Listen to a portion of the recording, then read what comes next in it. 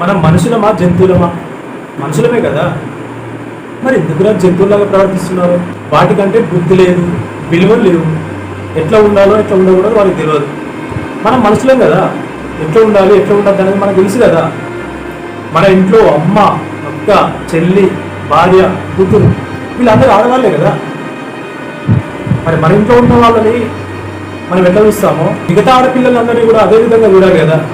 మరి ఎందుకురా మదం ఎక్కిన దున్నపోతుల్లాగా, అడవి మృగాలాగా కనిపించిన ప్రతి ఆడపిల్లని రేపులు చేయడం, గ్యాంగ్ రేపులు చేయడం, చిత్రహింసలు పెట్టి చంపడం, చిన్న పిల్లల్ని కూడా వదలడం లేదు కదా.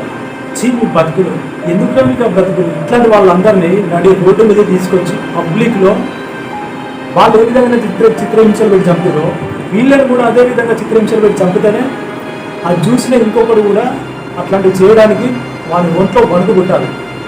ఆ విధంగా చట్టాలు తీసుకురావాలి గవర్నమెంట్.